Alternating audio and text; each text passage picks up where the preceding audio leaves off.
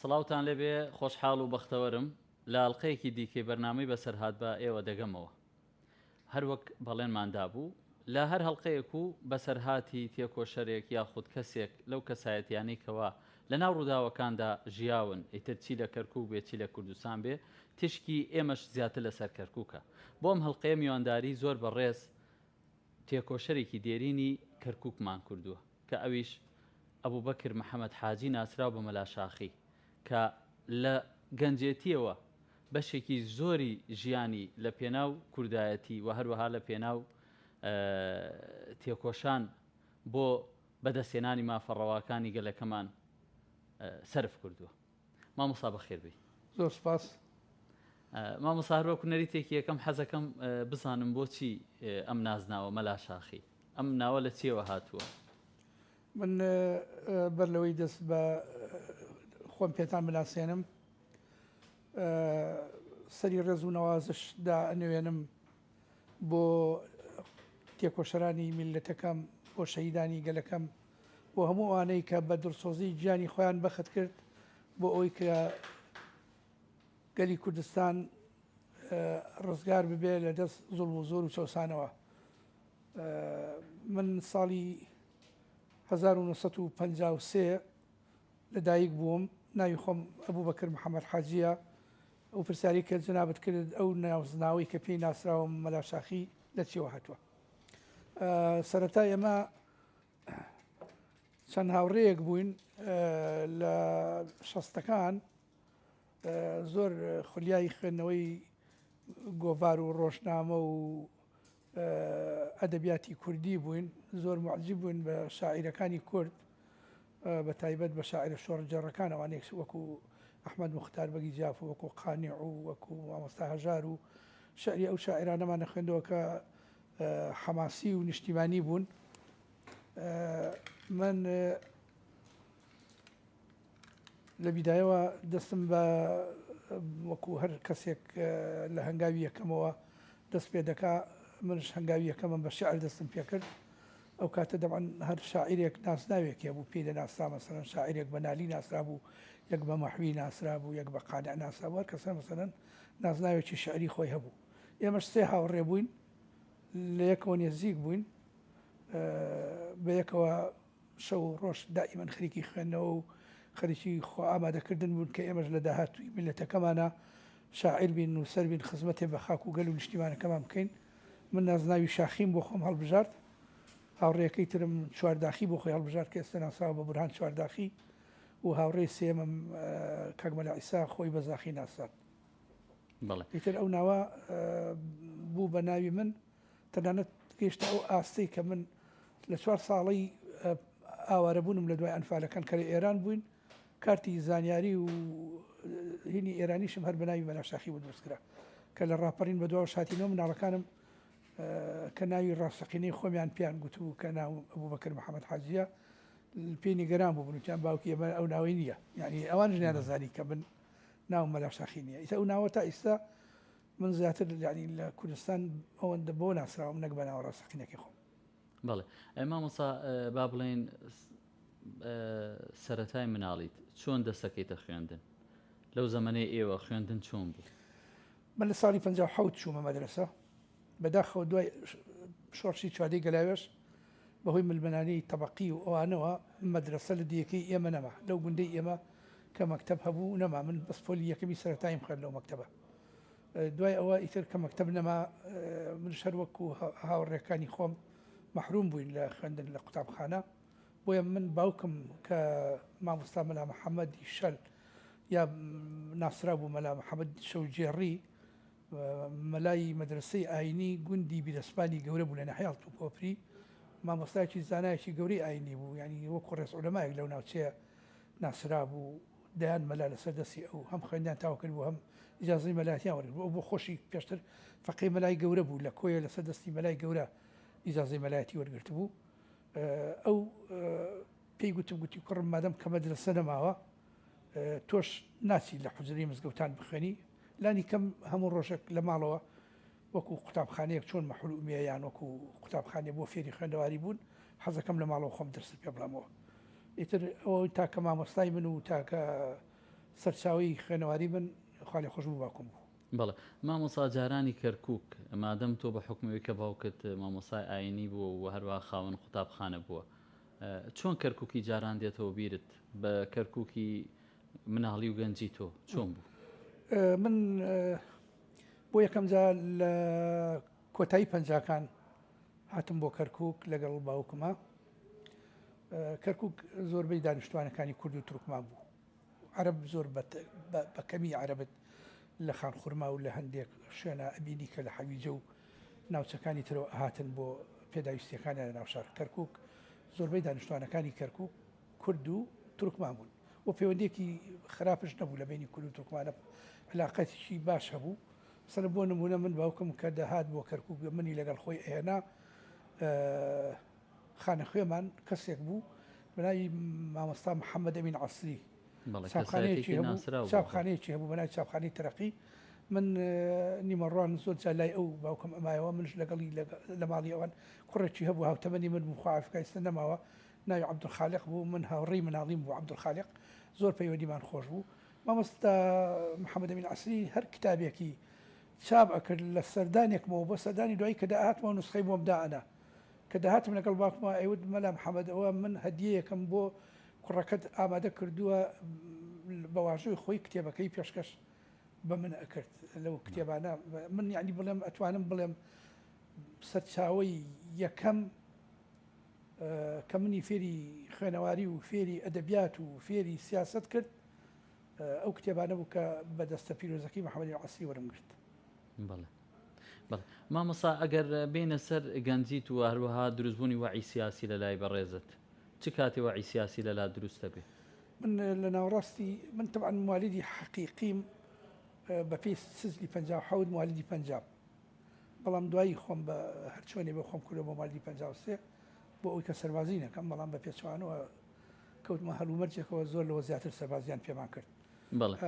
من لە شەستەکان لە کۆتایی شەستەکان کە تەمەنم بوو بە 17 ساڵ و 18 ساڵوانە ئیتر چوومە ناو دنیای کوردایەتی و سیاستکردنەوە و پەیوەندی بەهۆی ئەوەی کۆمەڵی خزم و کە سوکارم پێشمەرگە بوون لە شۆڕشی ئەیلول و بۆ خۆشم گەنجێ بووم. وەک پێشتر باسم کرد زۆر ئیحتیمامم بە ئەدەبیاتی کوردی ئەدا، شعرە ئەو شعرانی حەماسی بوون، شعری نیشتیمانی و نەتەوەی و ئەوانە زۆر ئەم خوێندەوە لە بەرم ئەکرد. یعنی ئەوە وای لێم کردبوو کە ئاواتم ئەخواست ڕۆژە لە ڕۆژان کەسێکی پێشمەرگە بم، کەسێکی سیاسی بم، کەسێک بم بتوانم ڕۆڵم هەبێ لە شۆڕشی ڕزگاری گەلی کوردستاندا و بتوانم خەبات بکەم بۆەوەی گەلەکەم بە ئامانجی خۆی بگە. مامۆسا لەو کاتە لەو سەروبەندە لە کۆتایی شەستەکان جگە لە ڕەوتی کوردایەتی ڕەوتی دیکەش هەبوو، بۆ نمونە ڕەوتی ئیخوان موسلیمین هەبووە و هەروەها ڕەوتی شیوعی کە ڕەوتێکی زۆر بەهێز بووە. جەنابەت بۆچی یعنی ڕەوتی کوردایەتی ڕەبژێری؟ من ئەوەی ڕاستی بێ دۆستایەتی و ئاشنایەتی و نێزیکیم هەبوو لە کۆتایی شەستەکان،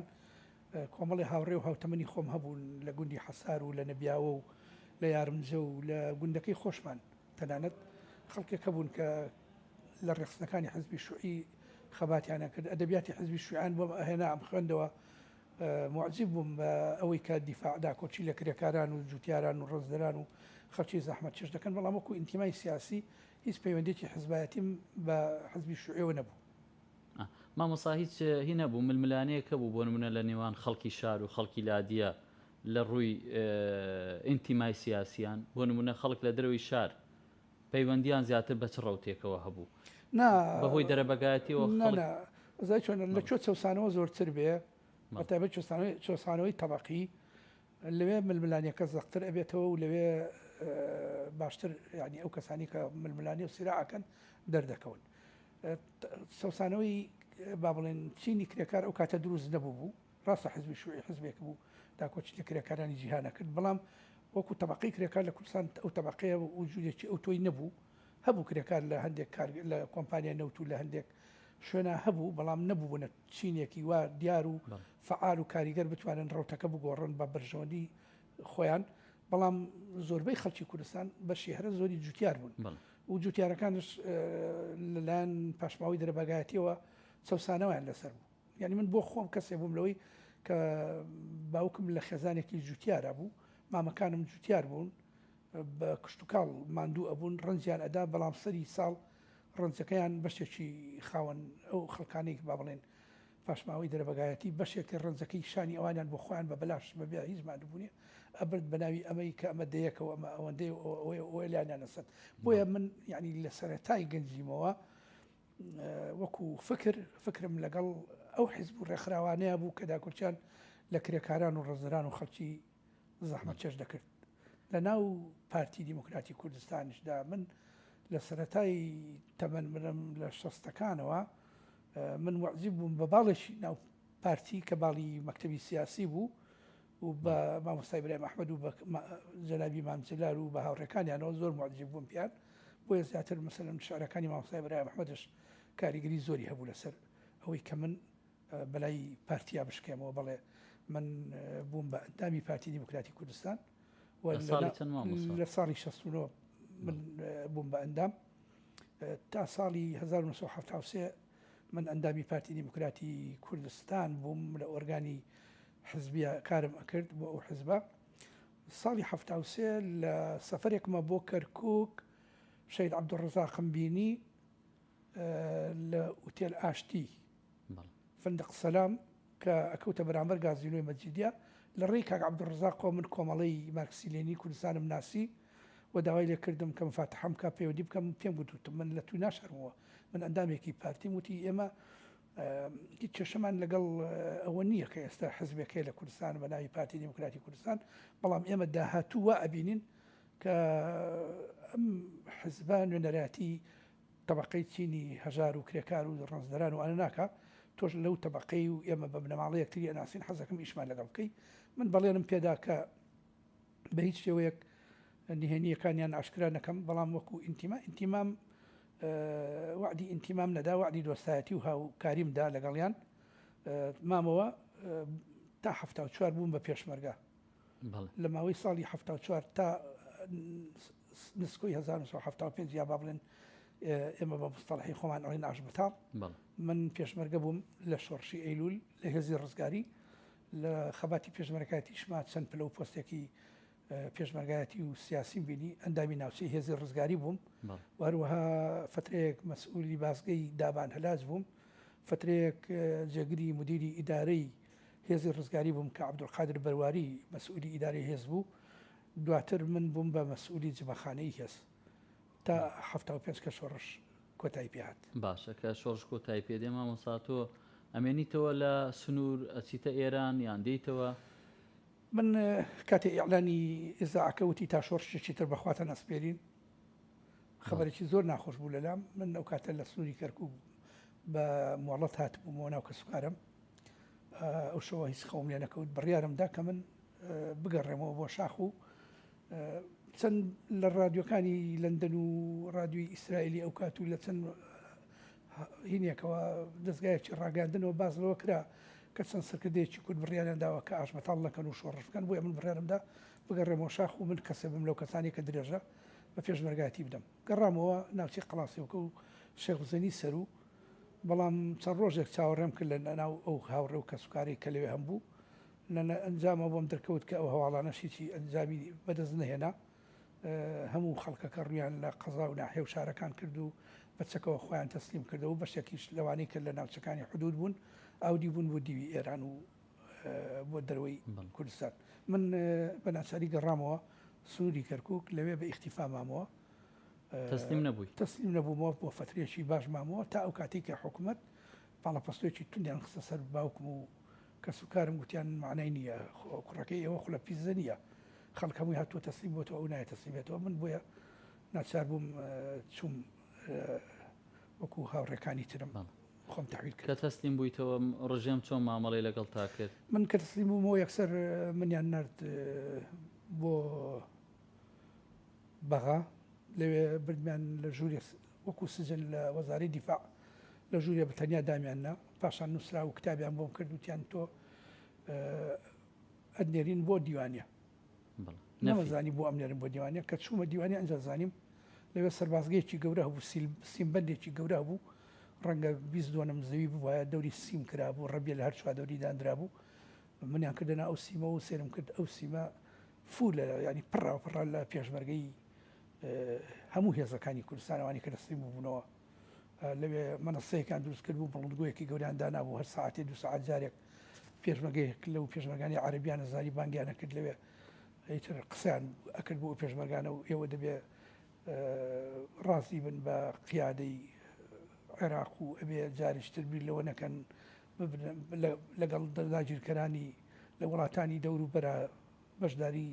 هیچ جوولانەوەی بکەن و ئێوە ئەبێ وەکو هاوڵاتیەک لەگەڵ ئێمەیا بنەوەوانە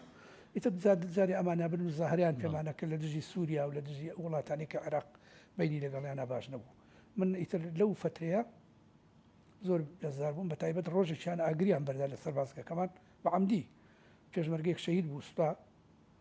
دووسێ پێشمەرگە بریندار بوون ئێمە هەر چۆنێ بوو توانیمان بە داری خێمەیەکمان لە شێر خێمەیەکە ترازاند و خستمانە ژێر سیمەکەەوە و بەرزمان کە بە دووسەیەک و باقی بە بنیا چوینە دەرەوەی سیمەکە و دوورکەوتینەوە لە ئاگرەکە و دەرباز بووین لە سووتان نەسووتین من بۆ بەیانەکەی ئەو هاوڕێیانم کە کاتی خۆی لە کۆمەڵا لێرە لە کەرکووک ئیانم ناسی لە ڕێشەی عەبدوڕەزاقەوە لەوێ داوایان لێم کردەوەتیان کاکە تۆ ئەی ئێمە کاتی خۆی پێتمان وتمان کاکە ئەو حزبە کە تۆ ئەندام بوویتیای ناتوانێت کورد بە ئامانجی خۆی بگەێنێ وەرە لەگەڵ ئێمە ئیشکە بە قسەمان نەکرد ئەوە تا ئەنجامەکەی ئەبینی ئەوە تا لەسەر دنیا لە ئاگرا ئەمان سووتێنن بۆ نایی لەگەڵمانە ئیش بکەی وتم هەتاکو ئەدەبیات و بڵاوکراوەکانتان نەبینم چۆن متمانە بکەم بێتەرەوە بوو چوینە دەرەوەی سەربازگەکە بە ناوی بە بیانووی ئەوەی کاچین قارچکەکەین بە دوای قارچک و ئەوانەیە ئەگەڕین لەوێ دوو بەڵاوکراوەیان دوو دەفتەری بچکۆڵە بوو یەکێکیان پرۆژەی دامەزراندنی یانونکاو بوو ئی دووەم پەیڕەوی ناوخۆی کۆمەڵی مارکسیزمی کوردستان پرۆژەی پەیڕەوی ناوخۆی ئیشە پرۆژە ئەواندا پێم وتیان ئەمە بخوێنەوە دوای کە خوێنتەوە بڕیار بدەن ئایا ئیشمان لەگەڵەکەی ئەگەر بڕیاری ئیشکردندا لەگەڵمانە وەکو هاوڕێکی کۆمەڵە ئەو لەگەڵمانە خەباتکە و ئیشکە و ئەگەر بەدڵ شت نەبوو ئەبێ نهێنیەکانمان بپارێزی ئێمە متمانەمان بە تو کردوتم بەسەر چاو ئیتر فعلەن من ئەو ڕۆژە تا مەغریب نەڕۆیشتمەوە هەمووم خوێندەوە و هەر بۆ شەوەکەی بڕیارمدا کە لەگەڵیان ئیش بکەم و ئیتر من پەیوەندیم بە تەواوەتی ینی بڵێن کە 2 ساڵ لەوە پێش کۆمەڵەم ناسی بوو ئەمجا بە یەکجاری بووم بە یەکێک لەو کەسانی کە لە ڕیزەکانی کۆمەڵی مارکسیزمی کوردستانە دەستم بە خەباتی نهێنی کرد. بەڵێ ئیتر ئایا تا چەندێ نەفی ئەبی لە دیوانیەوە کێ گەڕیتەوە دوای ماوەی وابزانم 40 ڕۆژێک ماینەوە لە ناو دیوانیەیە لە ناو مەعسکەریان زۆر بەڕێزا لە ژیانمان بەسەر برد شوێنێک بوو ئیتر خۆتە زانی یانی ئیتر لە سزن بەلامانە ناخۆشتر بوو هەم لە خێمەیەژان هەم خێمەکان خراپ بوون هەم هیچ شوێنێکی پاک و خاوێن نەبوو خەدەماتی نەبوو کارەبای نەبوو ئیتر وەزەمان زۆر ناڕێک بوو دوای ئەوە بڕیارێک کات ئەوانەی کە عایدونن ئەبێ بچنەوە عسکەری بکەن ئێمەیان دابش کردەوە دیسان بەسەر سەربازگەکانی عێراقا هەر کەسە ئیتر خۆی و بەختی بەرچوو ئەکەوت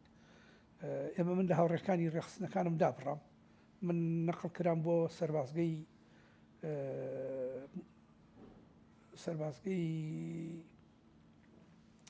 لە بینی خانەقین و دیالەیە سەربازگەیەکە نەقڵ کرام بۆ ئەوێ لەوێ مانگێک سەربازیم کرد لە نەخۆشخانە پێش عسکەر بووم ئیتر بڕیاری تەسریعکردنمان هات من گەڕامەوە بۆ کەرکووک کە تەسریع بوون گەڕامەوە بۆ کەرکووک من یەکسەر ڕەفیقەکانم منیان دۆزیەوە نەک من ئەوانم دۆزیەوە ئەوان منیان دۆزیەوە و وتیانەوە ئیتر فرسەتە لەمە دواوە ئیتر دەبێت دەست بکەین بە ئێشکردن دەستمان کرد بە کاری نهێنی ڕێخستمانە کرد تەنزیماتمانە کرد ئەو کەسانی متمانەمان لێبوو شانەمان دروستە کرد تا کۆمیتەی هەرێمەکان دروست بوو کە کۆمیتەی هەرێمەکان دروست بوو ئیتر ئێمە لەو فترەیە تووشی زۆر مەشاکل هاتین مەسەلەن بۆ نمونە ئەو کاتی خەڵەشا بوو ئەوان جیران و ئیعدام کران ئێمە فترەیەک دابڕین دوای ئەوە دیسان کاک ئازاد هەورانی و کاک عەلی بچکۆڵ و هەڤاڵەکانی ترمان هاوڕێکانی ترمان لە کەرکووک دیسان سەر لەنوێ ڕێخستیان هەڵساندەوە و ئێمە دیسان دەستمان کردەوە بە کارکردن بەردەوام بووین لە کاری تەنزیماتی نهێنی لە ناو شاری کەرکووکدا تا ئەو بوو کۆمیتێ ئاگر دروست بوو. بەڵێ ئەمجا کاری ڕێخستنەوە کاتانەیە مامۆستا چۆن بوو بە بڵێن ڕێخستن لە کەرکووک چۆن بوو چ شێوازێکی لەخۆگرت بوو هەموو کەرکووک و سنووری کەرکووک لە جادەی دوکان سلێمانیەوە تا جەبەل حەمرین یەک کۆمیتەی هەبوو نەگوەک ئێستا چەند مەڵبەت تەنها یەک کۆمیتە هەبوو کە کۆمیتەی ئاگر بوو کۆمیتەی ئاگر چەند کەرتێکی ڕێخستنی هەبوو پێشا کەرتش نەبوو دوای چەند کەرتێک تەشکیل کرا ئیتر ئەم کۆمیتەیە باڵی ڕێخستنی هەبوو و باڵی سەر هینشی هەبوو لیژنەی هینشی هەبوو تۆڵەشی هەبوو بۆ تۆڵەکردنەوە لەو کەسانی کە خیانەتەکەنیان لەو ئەمن و ئیستخبارەتانەی کە دژی کورد لە کەرکوو و جوڵەکەن دەستیان لەوانەش دەوەشاند ئیتر ئێمە لەو کۆمیتەی ئیشما من ئیشم کرد تا ساڵی 1970 ئەوە بوو ساڵی 1970 کۆمیتەی ئاگر ئاشکرا بوو هاوڕێکانم زۆربیان جیران هاوڕێ مەلا محیدین و ئەو هاوڕێیانەی ترم لە کۆمیتەی ئاگر ئێستا ناوی هەمویان ناتوانم بێنم بەڵام هەموو کۆمیتەی ئاگر ئەوە من ئێستا لە کتێبێکا بەدەستمەوەیە ناویان و ژیان نامەیان و وێنەیان و هەموویانم لە بەشێکی کتێبەکەمە شوێن کردوتەوە ئەو هاوڕێیانە ئێمە جیران کە جیران مامۆستا لەو بەرواری کە ئەبیتە پێشمەرگە لە شاوێک وا بزانم فترەیەکیش مەلایەتیت کردووە من ساڵی مەلایەتیت کردووە و هەروەها وا بزانم یعنی ڕۆڵێکی باشت هەبووە لە نێوان شاخ و شاریش من ساڵی 1970 بەر لەوەی کۆمیتەی ئاگر کەشف بێ کۆمیتەی ئاگر لە فترەی گەشەکردن و پێشکەوت نابوو باوکم کە ئەو مەلا گەورە و ناسراوە بوو لە سنوورەکە کۆچی دوایی کرد کە باوکم کۆچی دوایی کرد خەڵکی ئاواییەکە هاتن داوایان لە من کرد کە بچم لە شوێنی باوکم بە مەلا من بۆ خۆم حەزم لە کاری مەلایەتی نەبوو چونکە قەت حەزم ناکرد من چاوم لە زەکات و سەرفترە و لەوە بێکە خەڵک پارە بدا بە من حەزمە کرد من یارمەتی خەڵک دەم نەک خەڵک یارمەتی من بدا بەڵام ناچار بووم لەسەر داوای ڕێخستن یعنی با بڵێن ئەو کاتە ڕێخستن بە فرسەتیان زانی کە من بڕۆم بۆ ئەوەی کە بە حەڵقەی وەسڵ لە نێوان ڕێخستنەکانی دەرەوە شار و ناوەوەی شار ئیتر من بوو بە ئەمر بەسەرمەوە کە موافقە بکەم هەرچەند من باوکشم بۆ خۆی وەسێتی بۆم کرد شەوی کە کۆچی دوای کرد وتی مەلایەتی مەکە بەڵام من وەسێتەکەی باوکم شکان لەسەر بە ئەمری ڕێخستن 2 ساڵ لە شوێنی باوکم وەکو ئیمام و خەتیب بووم بە مەلا لەو شوێنە بەڵام من ئەو 2 ساڵە بەڵێنمدا بە خەڵکەکەش و بەخوای خۆم و بە ڕێبازی کوردایەتیەکەم کە من ئەو 2 ساڵە خۆم تەرخان کەم بە دۆسۆزی ئەو کارە ڕاپەڕێنم یعنی فعلان 2 ئەرکەم بەجێ کرد هەم خەڵکم بۆ ئاین بۆ دیانەت و خواپەرستی ڕێنمایی ئەکرد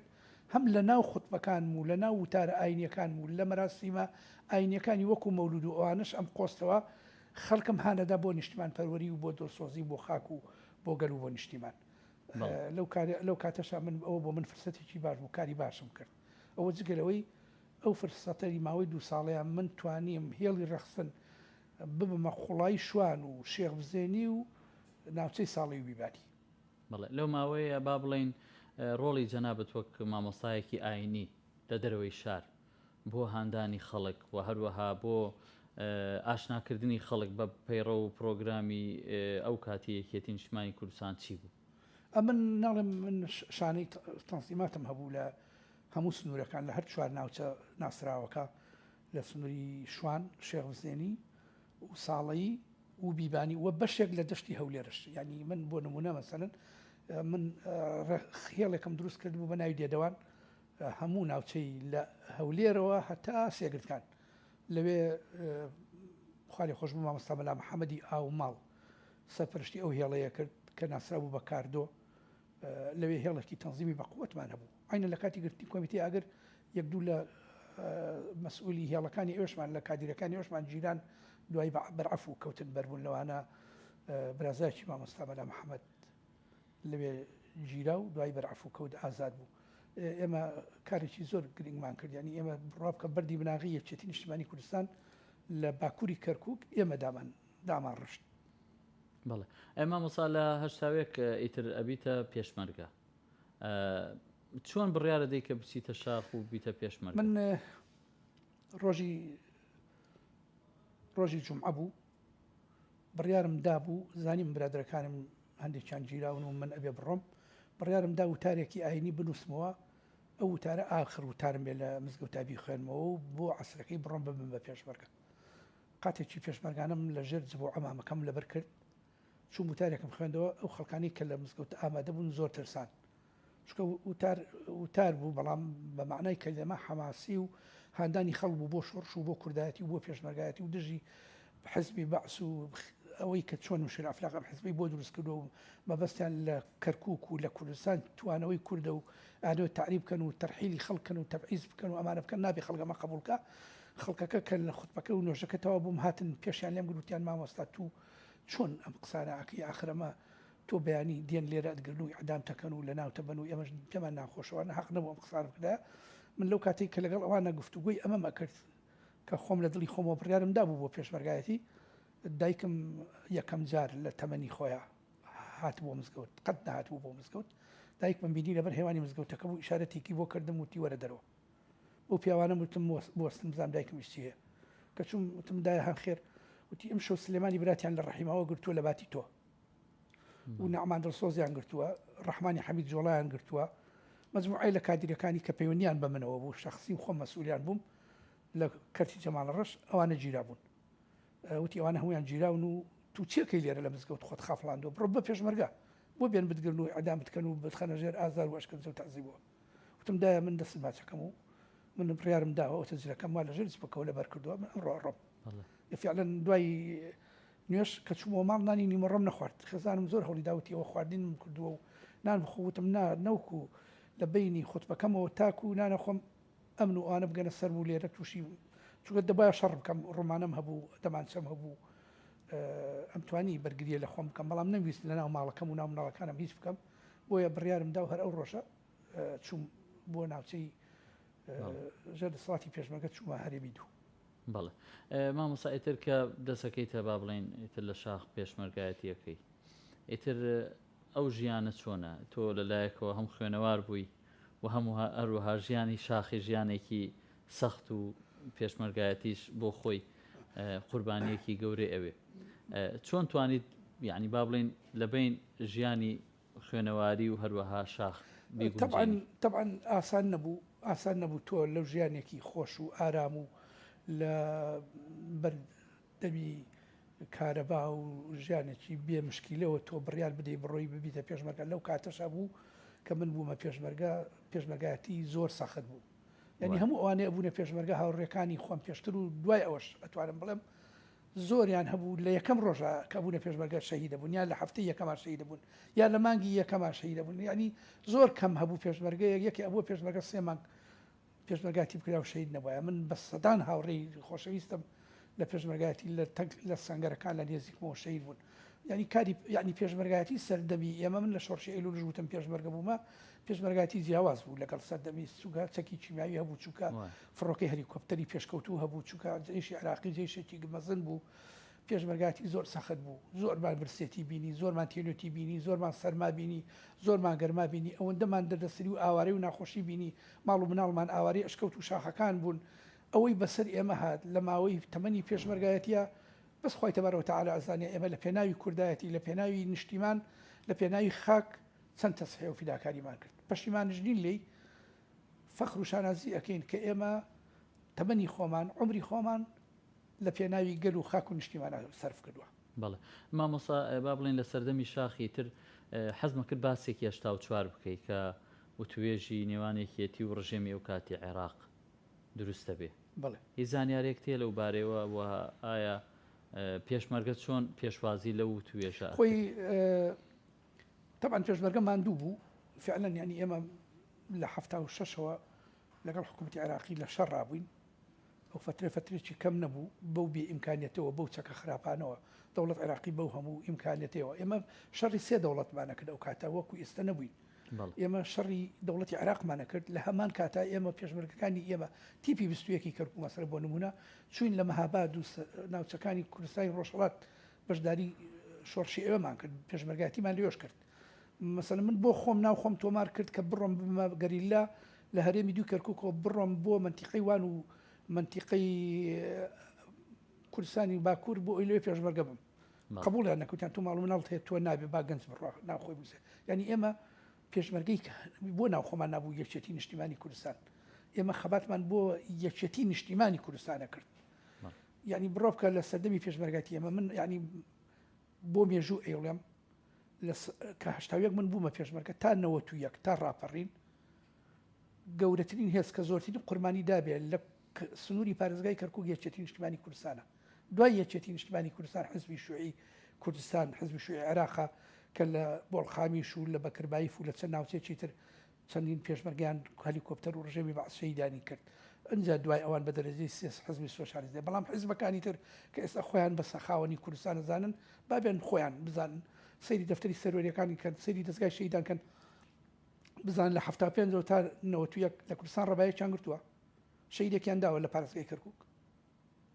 ئێمە قوربانیماندا ئێمە شۆڕشمان کرد ئیستا خەڵکی تر هاتوۆتە سەر حازری و ڕنج و ماندووبوون و ئێمەشیان بۆ خۆیان بردووە و میلەتەکەشمانیان سەرگەردان و برسی کردووە. بەڵێ مامۆستا حەزەکەم باسی سەروبەندی ڕاپەڕین ساڵی 1991 ئیتر لەو دەما با بڵێن ڕۆڵی ئێوە وەکو پێشمەرگە چۆنە بێ بۆ لە ڕاپەڕین لە پشتگیریکردنی ڕاپەڕین و بە تایبەت لە ئازادکردنی کەرکووک ئەگەر یادەوەریت هەبێ. ئێمە کە حکوومەت عێراقی ئەنفادی کرد ئێمە بە پارتیزانی زۆربەی پێشمەرگەکانی کەرکووک لە سنووری کوردستان بە پارتیزانی ماینەوە تا ئەمەجارمان بوو بە پارتیزانی ماینەوە ئیتر دوای ئەوە بڕیار هات بووین بە دوو بەشەوە بەشێک لەوانە بە ناچاری هەر بە بڕیاری سەرکردایەتی گەڕانەوە بوونە سەرباز بەڵام خیانەتیان لەگەل و نیشتیمانەکان نەکرد و ڕۆڵشان هەبوو لە ڕاپەڕین نوتێک بەشەکەی ترمان چوینە ئەو دیوی سنووری قەندیلەوە ماڵ و عایلەکانمان برد لە ئۆردوگاکان دامانە خۆمان هاتینەوە بارگاکانی سەر سنوور لە قاسمە ڕەش و لە ناوچەکانی قەندیل و مامەندە و لەوانە بارگاماندانە و لەوێ داوامانە کرد وەکو پێشمەرگەیە چاوەڕێ ئەوە بینکار و مەرجێک بێتە پێشەوە بتوانین ڕۆڵی خۆمان بینە بە هەمان کاتشدا پارتیزانەکان لە ناوچەکانی تری کوردستان لە دەشتی هەولێر و کەرکووک و گەرمیان و شارباژێ ڕووشارەز و لە زۆر شوێنی تری کوردستان لە بادیان و لە هەمووی پێشمەرگەکانی یەکێتی نیشتیمانی کوردستان بە پارتیزانیمانەوە یعنی یەکێتی نیشتیمانی کوردستان ئەو هێزە بوو کە ئاشبەتاڵی نەکرد دوای ئەنفالیش کوردستانی چۆڵ نەکرد پێشمەرگەکانی بە پارتیزانی مانەوە من لە بلەچێ بووم ڕابەری سیاسی بەتالیۆنی نۆ بووم ئەوە بوو ئیتر بەرنامەدا ڕژرا بۆ ڕاپەڕین منیان بان کردو لەوێ نەوشیوان ئەو کاتە مامزەلە لە درەوە بوو بەرنامەی ڕاپەڕینەکەی داڕشت بوو هەموو کوردستانی کرد بۆ چەند میحوەرێکەوە هەر میحوەرە مەسئولی میحوەری بۆ دانابوو ئەو هێزەکانی بەتالیۆنەکان و تیپەکان دابشکرابوون بەسەر میحوەرەکانە ئیتر ئێمە ئەو برادرانی کەرکووک مەجموعەیە کادری ناسرااو بووین و کاریگەریمان هەبوو لەسەر خەڵکی کەرکووک هەم لە ناو کەرکووک هەم لە ئۆردوگاکانی دەوروبەری هەولێر و شوێنەکانی تر ئێمەیان بان کرد لە قاسمە ڕەش لەوێ کۆبوونیان لەگەڵمانە کرد و هەر یەکەم مەحوەرێکیان پێمان سپارد من ئەو کاتە کرام بە لێپرساوی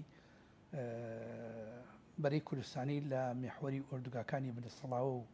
کەس نەزان و دارەت و قوشتەپا سەفەرشتی ئەوێ بکەم کاکمەلا فەرمانش منتیقێکی بۆ دیاریکرا کاک کوردۆڕەحمان منتیقێکی بۆ دایکرا فەرماندە عسکەریەکان کاک سەرباز و شەید نەهرۆ و شەید سەرکەوتە ڕەش و شەید فریاد و ئەو برادرانی ترشمان پێشمەرگەکان هەر کەسیان فەرماندە عسکەریەکان لەگەڵ کادرە سیاسیەکان لە هەر ئۆردوگایەکە کادرێکی عسکەری سیاسی بێکەوە دانران بێکەوە بۆ جۆشدانەی جەماوەرەکە فعلەن ئێمە کە ڕاپەڕین کرا لە ڕۆژی 5 مانگ ئێمە 4 مانگ هێزەکانمان ئامادە بوون کە بین بگەینە چێوە ڕەش و ڕۆژی 5 مانگ لە ناو ڕانێ بین لەگەڵ خەڵکەکە ڕاپەڕین بەڵام تەقدیر و تەکبیر لەگەڵ یەکا جیاوازی هەیە ئەو شەوە باران و بەفرەتی یەکجا زۆرباری ڕووبارەکان ڕێگای پەڕینەوەیان بە ئێمە نەدا ئێمە نەمانتوانی شەوی 4 لەسەر 5 مانگ بگەینە شوێنی دیاریکراوی خۆمان ئەوانش نەدەبوو بەبێ ئێمە ڕاپەڕینەکە بکەن بەڵام بەیانەکەی کار لە کارتی رازا و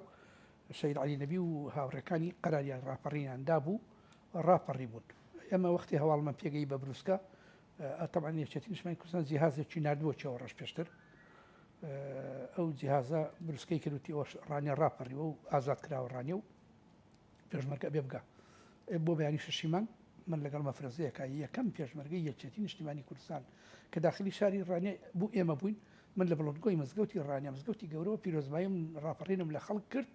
داوام لە خەڵک کرد کە مەجموعەیە سیارەی گەورە بنێرن بۆ منتیقەی دارەشمانە و منتیقەی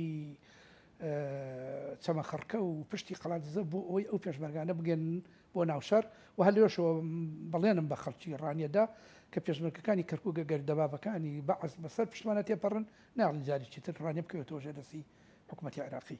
فعلا نژوامان کرد هەر ئەو ڕۆژەی پێشمەرگەکان گەیشتن ئێمە چوینە کۆڵێن لەوێ سنگەرمان کرد بۆ بەیانەکەی هێزێکی زۆری عراقی بە پاڵپشتی هەلیکۆپتەر و قاسماغا و هجومیان کردەوە بۆ ڕانیا ئێمە لە کەلی کۆڵێن ئەو هێزەمان تێکشکاند و ئەنجا دوای ئەوە جەماوەر پەلەماری چوار قوڕنە و حاجیاویاندا ئێوەش ئازاد کرا و ئیتر بۆ قۆنا بۆ نۆیمان کاتین کۆشمان ڕزگار کرد و لە کۆیەوە شان ینی جەبهە بە جەبهەش بە شەڕ ینی ئەوە نەبێ ینی وا بە ئاسانی ئەو شوێنانە گیرا بێتن کۆیەمان بە زەبری شەهید و بە قوربانی دانگرتەوە دیێکەڵەمان بە قوربانی دانگرتەوە مەفرەقی چی پێڵێن بێستین گۆمەسپانمان بە قوربانی گرتەوە تا ئەوە بوو کە ئێمە ڕۆژی یانزەیمان گەشتینە ئۆردوگای بنەسەڵاو و یانزەیمان کەوت دەرژ ئازاد کرا. بەڵێ بەڕێز مەلا شاخی وابزانام لە دوای ڕاپەڕین ئیتر جەنابەت لە بەنی سڵاوە ئەمێنیتەوە باس دەواکرێت کە جەناب کەسی کە کۆمیتە دامەزێنی دوای کۆڕە و کە کۆڕە کرا طبعا من پێش کۆڕە و مەسئولی بەری کوردستانی بووم هەموو حزبەکانی بەری کوردستانی لە ئۆردوگای بنەسەڵاوە و ئەوانە پەیوەندیان ینی ملتەزیم بوون بەوەی کە من مەسئولی بەری کوردستانی لە سنوورە هاوڕێیانی حزبی شوعی برادرانی پارتی سۆشیالیست هەمویان ئەوانی کە لەوێ لەوە قۆڵە بوون ئێمە وەکو بەری کوردستانی کۆبوونەوەمانە کرد و کۆمەکوی هاوکاری جەپەکانمانە کرد بەرەو ڕزگاری کردکرد من بۆ ڕزگاری کەرکووکش هاتم بە خۆم و هێزێکی زۆرەوە بەشداری ڕاپەڕین و ڕزگارکردنی کەرکووکشم کرد بەڵام پێش کۆڕە و من گەڕامەوە بارگاکانی خۆمان لە بنەسڵاوە لەوێ بووم هەواڵم بۆ هات کە حکوومەتی عێراقی کەرکووکی گرتوێتەوە و جێشی عێراقی بەڕێوەیە بەرەو قوشتەپە و بەرەو هەولێر ئیتر ئەوە بوو کۆڕە و کرا ئێمە چوینە گەڕاینەوە سەر سنوورەکان لەوێ سەنگەرمان گرت من لەوێ بروسکێکم بۆ جەنای مام جەلال کرد کە بەهێزێکەوە من ئامادەم سەنگەر بگرم هەر شوێنەکەم پێ بسپێری ئەوە بۆ ئەو پێشمەرگانی تیپی بستوێ کەرکوو کە لەگەڵ مابوون کاک سەرباز و هاوڕێکانی شەید خاڵە بەخا زۆر بووین ئێمە تقریبا 30 پێشمەرگە بووین هاتین یەکەم هێز بووین هاتین لە ڕانیە بارگەماندانا و بڕیارماندا کە دەربەندی ڕانیە کۆنتترۆلکەین نێڵین حکوومەتی عێراقی بۆ حەوزی پشدەر بگەڕێتەوە ینی بەلانی کەم نێڵین ڕانیش بژینێ ئیتر ئەو شەڕی کۆڕێکرا و حکوومەت لای ئێمەش نەمانهشت پەلەمارماندا ئێمە بەعکس ئەو پەلەماری حکوومەتماندا لە هەیبەت سوڵتان و لە منتیقەی بیێستانە لەوێ شەهیدماندا چەند پێشمەرگێکی کەرکووک شەهید بوون لەوێ ئیتر ئەو بدوای ئیتر گفتوگۆ کرا لەگەڵ عێراقا من لەسەر داوای یەکێتی نیشتیمانی کوردستان جەنابی کاکۆسرەت و مامۆستا جەلال جەوهەر ئەو کاتە مەسئولی ڕخستەکانی کۆمەڵە بوو هێشتا کۆنگرە نەکرا بوو من بە مەفرزەیە پێشمەرگەوە بە ناو سوپای عێراقا بە ناو دەبابە و جێیشی عێراقا لە منتیقەی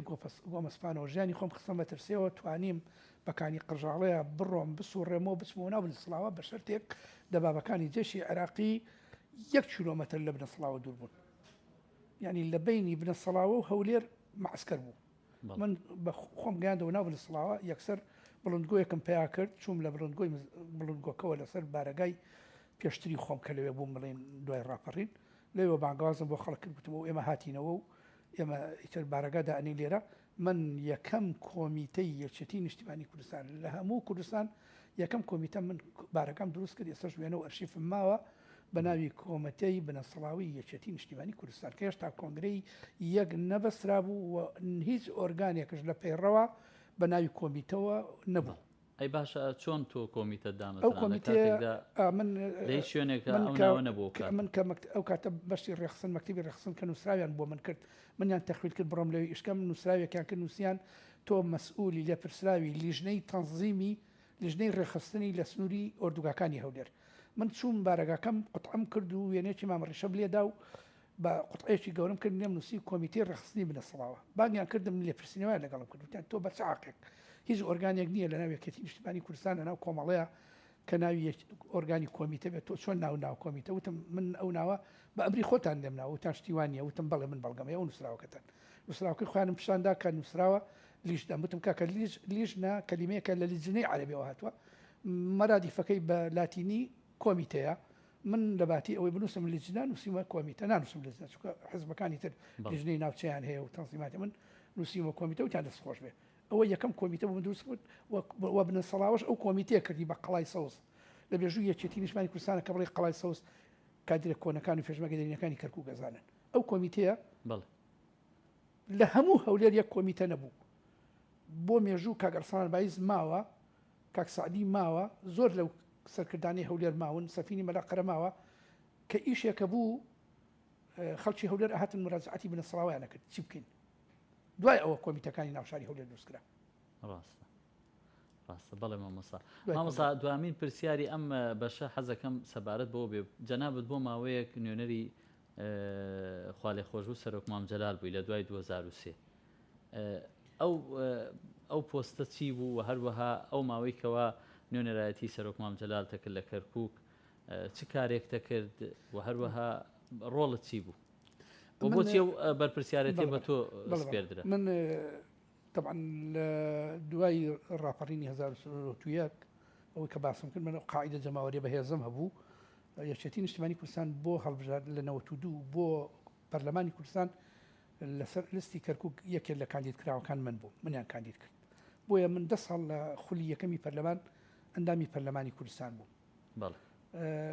لەوێەوە مام جەلال منی باش ئەناسی یعنی ئەوە جگە لە کاتی پێشمەرگاتیش مام جەلال شخصی منی ئەناسی چەندین جا لە شەڕی قەیوان ماوەد لە شەڕی داستانی ڕزگاری لەو شەڕانەی تر لە بارگاکانی سەکرەتی من چەند سەدانی مام جەلال کردو مام جەلال زۆر منی خۆشەویست دائیمەن دەیوت من وەکو کوڕێکی خۆم ڕێز لە تۆگرم بەڵام ئەو فترەی کە ئیشم کرد لە پەرلەمان هەموو جارێکە کۆبوونەوە ئەکرا لە بێن سەرکردایەتی کورد لە ناو پەرلەمانە مام جەلال چەند جارێک منی بانگە کردم سەر بوون هونە جارێکیان منی بانگ کرد تعارفی پێم کرد لەگەڵ محسن عەبدولحەمید سەرۆکی حزبی ئیسلامی عێراقی بوو وتی محسن تۆ ئەم پیاوە ناسی وتی ناوەڵە وتی ئەمە مەلا شاخیە ئەمە باوک پیری ئەو باپیری تو لە یەک گوند لەدایک بوونە ئێوە هەردووتان خەڵکی تۆڵچین من ئەمزانیرەوە پێش نە محسنش ئەو مەسەلەی ئەزانی مام جەلال ئەیزانی لەوێ تعارفی بە ئێمە کرد ینی مام جەلال علاقەی لەگەڵ من علاقەیەکی مێژوویی بوو ئیتر دوای پرۆسە پێش پرۆسە بە چەند ڕۆژێک هێزەکان یەکێتی نیشتیمانی کوردستان دابەشکران کە چۆن بەشداری ئەوە بکەن بێن کەرکووک و ناوچەکانی تر لەژێر دەسەڵاتی ڕژێمی سەدام پاک بکەنەوە من پێشتر جارێکی تر لە 95 بەشداری هێرشێکم کرد بۆ سنووری کەرکووک لەگەڵ هەواڵەکانم بۆ گرتنی ئەو سەربازگەکانی سەرکەری سیەکانیان و ناوچە شوان و منتیقەی ئاڵتون کۆفری هەر بە ئەمری مام جەلال ئەم جارەش مام جەلال منی ڕاستپارت کە وەکو یەکێک کە شارەزا لە بەستی کەرکووک من بچمە میحوەری تەقتەق لەگەڵ کاک شەردڵحەوێزی کە وەزیری پێشمەرگە بوو من دلیل و چاوساغیان بووم بۆ ئەوەی کە ئەو هێزانی هاوپەیمانان بگەێنینە کەرکووک و کەرکووک ئازاکەین فعلەن لێوەشە دەورێکی زۆر باشمان بینی و یەکەم هێز بووین بەر لە میحوەری سلێمانی ئێمە هاتینە ناو کەرکووکەوە بۆیە من لێرەش لە ناو کەرکووکە دەسم بە چالاکی و جوبجوڵەکانی خۆم کرد لە دوای 2003 ئیتر ئەو بوو کە مام جەلال پێش من یەک دوو کەسی دانابوو بە نوێنەری خۆیان جاری یەکێک لە نەتیجەیە خۆی ینی وای پێ باش بوو کە من دابنێ ڕۆژێکیان لە دوکانەوە تەلەفۆنی کردوتی کوڕم پێشنیارێکم هەیە لێم قبوڵەکەی وتم مامە من پێشمەرگەی یەکێتی نیشتیمانی کوردستان بوومە قەت مناقەشەم نەکردووە هەر ئەمرێک کرابێت جێبەجێم کرد دوایی ئەگەر بەدڵم نەبوو بێ ڕەخنەم گرتووە یان داوام کردووە کە ئەوەم بەدڵ نیە بەڵام هەر ئەمرێکەکەی من جێبەجێیەکەم وتی من تۆکەمە نوێنەری خۆم لە کەرکووک وتم مامە چێ پێشنیاری منی کردوتی مامۆستا جەلال جەوهەر توی پێشنیار کردووەکو مەسئولی مەڵبەندی کەرکووک وتم من ئامادەم هەر ئەمرێک جەنابەت بیکەی جێبەجێکم من ئیتر نوێنەری جەنابی مام جەلال بووم لە کەرکووک هەتا نوێنەرایەتی من نوێنەرایەتی ئەوم ئەکرد و ڕۆڵێکی باششمان بینی لە ناساندنی کەسایەتیەکانی حەویجە و تورکمان و عەرەب و مەسیحی بە جەنابی مام جەلال یعنی بۆ نمونە بەسەر بۆ بەڵگەی ئەڵەمە من لە بەردەمی تەلەڤیزیۆن قساکەم ڕەنگە گوێیان لێم بێ لە ماڵەی عوبێد شێخانی عوبێد شێخ ئەنوەر عاسی خوا لێ خۆش بوو ئەنوەر عاسی و کەسوکارەکەی لە ڕێی منەوە پەیوەندیان هەبوو بە جەنابی مام جەلالەوە چەند جارە من بردیانم بۆ لای مام جەلال دوای هاتنی داعشش هەر لە ڕێی منەوە شێخ ئەنوەر هات لە سنووری یەکێتی دانیشت لەگەڵ یەکێتی علاقان بوو یعنی مام جەلال بەڕاستی زۆر متمانەی بە ئێمە بوو من هەتا بەڵێنم داوە تا لە ژیانە هەناسەم هەبێ درێژە بە خەبا دەدەم لە ڕیزەکانی یەکێتی نیشتیمانی کوردستان و ڕێبازی مام جەلالش بەرنادەم و هەمیشەش لەگەڵ ئەوەیان کە حزب وەسیلەیە هەدەف نییە ئێمە ئەم یەکێتی نیشتیمانی کوردستانە لە سەردەمی کۆمەڵە و لە سەردەمی یەکێتی نیشتیمانی کوردستان و تا ئێستش ئەبێ لە پێناوی خزمەتی گەل و خاک و نیشتیمانە بین هەر کەسێک لەو ڕێبازە لا بدە لە ڕێبازی مام جەلال لایداوە. بەڵێ مامۆستا زۆر سپاس ماندوومان کردی. سپاس بۆ ئێوە و هیوای سەرکەوتنتان بۆ خوازم. مامۆستا لە بەشی داهاتوو هەوڵەدەین لەسەر مێژووی جینۆساید بۆستین چی وەکو جەنابەت وەکو پێشمەرگەیەکی پارتیزانی کە لە سنوورەکە لە دوای ئەنفالەمێنیتەوە و هەروەها چی وەکو نووسەر و لێکۆڵەرێکیش کە هەوڵێکی زۆرت داوە بۆ تۆمارکردنی جینۆسایدی ساڵی 63 با بڵێن ئەوەی کە ناسراوە بە حرس قەومی. من وەک گوتم کە دەستمدایە خەبات مام جەلال هینێکی داوە بە من ڕێزلێنانێکی داوە پێم هەڵێ سوپاس دەکەین کە بە چەک و قەڵەم بەشداری شۆڕش کردووە من هەتا چەک بوو بە چەک درێخیم نەکرد ئێستا سەردەمی چەک نەماوە بۆ من سەردەمی قەڵەمە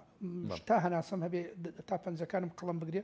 درێخی ناکەم بەڵێ ڕاستە من تا ئێستا 22 کتێبم نووسیوە زۆربەی کتێبەکانم تایبەتن بە جینۆسایدەوە ئەندامی دەستەی باڵی یەکێتی نووسەرانی جینۆسایدم هەر کاتی ویستان بەرنامە بکەن دەربارەی جینۆساید هەر قۆناغێکی جینۆساید چکە